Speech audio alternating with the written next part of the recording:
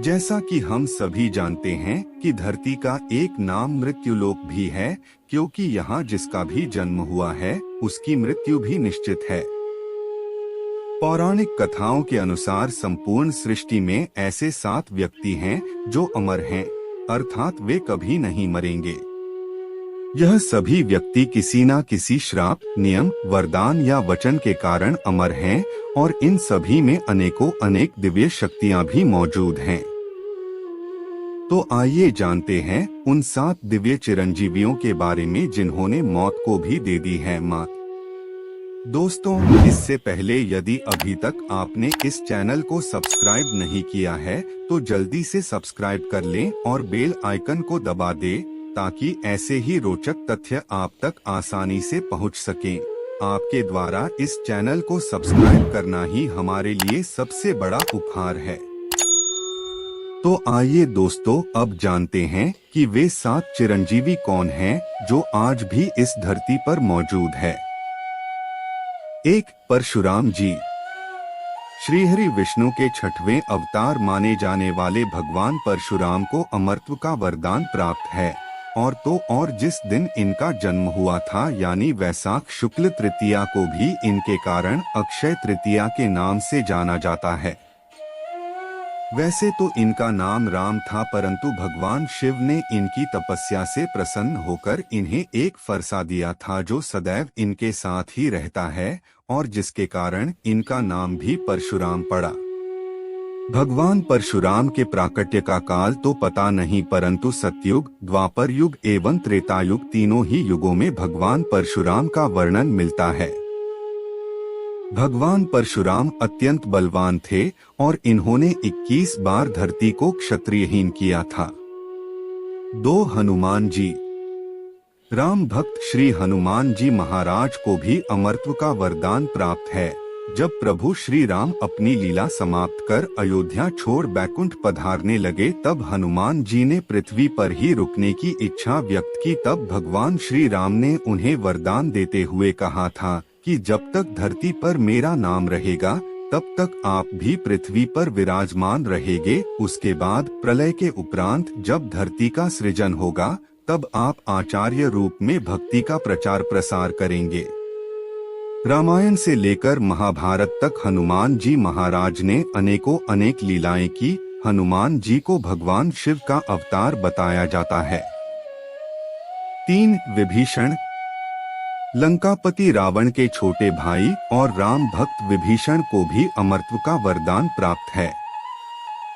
राम रावण युद्ध में सत्य का साथ देने वाले महाराज विभीषण ने अपने भाई को छोड़ भगवान श्री राम के पाप पकड़े, जिसके परिणामवश रावण का अंत कर भगवान श्री राम ने खुद लंका पर आधिपत्य न जमाकर महाराज विभीषण को लंका का राजा बनाया और धर्मशास्त्रों का अनुसरण करने का आदेश दिया।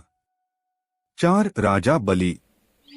दैत्यराज बलि ने अपने बल एवं पराक्रम से देवताओं को हराकर समस्त लोकों पर अपना अधिकार जमा लिया था, जिसके कारण देवताओं ने श्रीहरि से जाकर विनती की। तब भगवान ने वामन अवतार धारण कर राजा बलि से भिक्षा में उसका सर्वस्व हर लिया था और उसने भी अपना सर्वस्व बालक वामन पर खुशी खुशी न्यौछावर कर दिया था, जिससे खुश होकर भगवान श्रीहरि ने उसे अनंत काल के लिए पाताल लोक का राजा नियुक्त किया था। और आज भी ऐसी मान्यता है कि राजा बलि पाताल पर राज कर रहे हैं और प्रतिवर्ष 4 माह के लिए भगवान बैकुंठ छोड़ राजा बलि को दर्शन देने स्वयं पाताल पधारते हैं।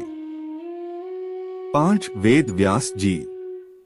भगवान श्रीहरि के अंश कहे जाने वाले महर्षि वेद व्यास जी ने श्रीमद् भगवद महापुराण समेत अनेकों अनेक ग्रंथ उद्भासित किए।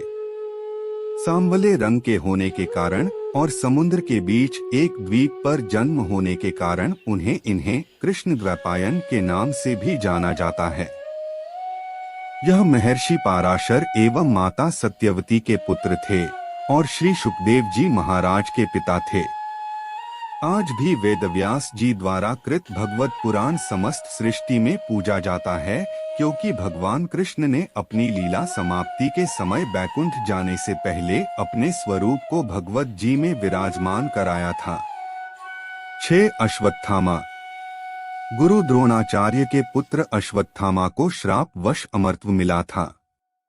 इनके माथे पर अमरमणि शोभायमान थी, जिसे अर्जुन द्वारा दंडवश निकाल लिया गया था और भगवान श्री कृष्ण ने ही उन्हें अनंत काल तक भटकने का श्राप दिया था, जिसके कारण अश्वत्थामा आज भी धरती पर इधर उधर भटक रहे हैं और अपने किए की सजा भोग रहे हैं। आज भी कुरुक्षेत्र आदि स्थानों पर अश्वत्थामा को देखे जाने के दावे किए जाते हैं, परंतु उन दावों को साबित करने वाला कोई सबूत आज तक सामने नहीं आ पाया है। 7. कृपाचार्य। कृपाचार्य कौरवों एवं पांडवों दोनों के गुरु थे। वे महर्षि गौतम शरद्वान के पुत्र थे। वे अश्वत्थामा के मामा थे, क्योंकि उनकी बहन कृपी का विवाह द्रोणाचार्य से हुआ था।